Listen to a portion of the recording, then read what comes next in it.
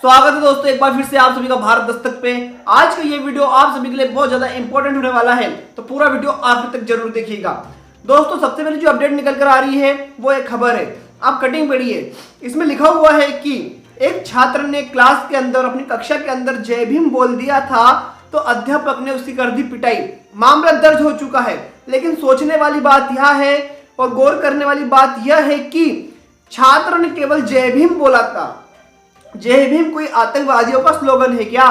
जय भीम क्या कोई आतंकवादी बोलते हैं, कोई राष्ट्रद्रोही बोलते हैं जो इस बुरी तरीके से इस नन्हे छात्र की पिटाई कर दी उस मनुवादी शिक्षक ने, अध्यापक ने। हाँ दोस्तों, पिटाई बड़ी गंभीर तरीके से की गई थी। संटी होती है वो लड़के को मारी गई थी, छोटा ही बालक है, ज्यादा 5वीं क्लास का रहा होगा। इसने भी आके जय भीम बोल दिया होगा क्लास में। जब इनके बच्चे आके जय श्री राम बोलते, भाई हम भी कॉलेज में पढ़े हैं, हम भी स्कूल में पढ़े हैं, इनके बच्चे आपस में जय श्री राम बोलते हैं, राधे राधे बोलते हैं, तब पिटाई नहीं होती। लेकिन अगर हमारे बच्चे आके जय भीम बोल देंगे तो ये मनुवादी शिक्षक पीटना शुरू कर देते हैं। क्या बोलोगे इस जातिवाद की घटना को लेकर? नीचे कमेंट करो। दोस्तों अगली एक बड़ी अपडेट दे दूं मैं आपको चंद्रशेखर आजाद जी को लेकर। चंद्रशेखर आजाद जी ने यूएन में यानी कि संयुक्त राष्ट्र में उठाया है मुद्दा मानव अधिकार का। जिस प्रकार से भारत में मानव अधिकारों का हनन हो रहा है, ये जो सरकार बैठी हुई है केंद्र में, ये मानव अधिकारों का हनन कर रही है, ये मुद्दा उन्होंने यूएन में उठाया है संयुक्त राष्ट्र में। और जो किसान आंदोलन चल रहा है और सीएए और एनआरसी का भी मुद्दा उन्होंने यूएन के सामने यानी कि संयुक्त राष्ट्र के सामने उठाया है और कहा है कि संयुक्त राष्ट्र को एक होकर भारत पे ये जो चल रहा है, भारत का जो ये इंटरनल मामला चल रहा है, आंतरिक मामला चल रहा है, इसमें जरूर हस्तक्षेप करना चाहिए और कड़े कदम उठाना चाहिए। तो ये चंद्रशेखर आजाद जी ने यूएन के सामने बोला है। दोस्तों अगली जो बड़ी खबर निकल कर आ रही है वो बिहार से है। जैसा कि आपको मालूम होगा, विपक्ष के विधायकों को किस तरीके से पीटा गया, घसीटा गया पुलिस के द्वारा बिहार में। ये सब किसके इशारे पर हो रहा है? अगर आपको ये लग रहा है कि ये सब कुछ नीतीश कुमार के इशारे पर हो रहा है तो आप गलत हो। नीतीश कुमार यहाँ पर केवल कठपुतली है दोस्तों। ये जो जिसके इशारे पर हो रहा है, ये केंद्र में बैठी जो सत्ता है, केंद्र में बैठी ये जो मोदी सरकार है, इसके इशारे पर हो रहा है।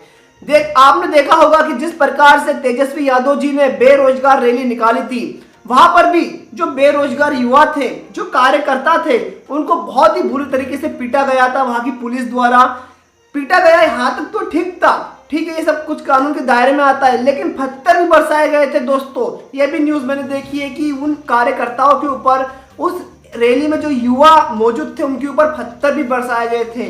ये तो कानून के दायरे में नहीं आता है बाबू। तो दोस्तों आपने देखा होगा कि किस प्रकार से बिहार में विधानसभा के अंदर विधायकों को पीटा गया। यहाँ पर महिलाएं विधायक भी थी जिनके साथ उनको भी घसीटा गया और उनको भी पीटा गया। कई महिलाएं विधायकों को चोट आई है, किसी का खून निकला है, किसी के हाथ पे कट आया है। इस सब को लेकर भीम आर्मी के चीफ चंद्रशेखर आजाद जी कहते हैं कि जिस प्रकार से बिहार की विधानसभा में पुलिस द्वारा माननीय विधायकों को पीटा गया, घसीटा गया, ये सब कुछ लोकतंत्र के लिए एक खतरा है और हमारे देश के लिए चिंता का विषय है।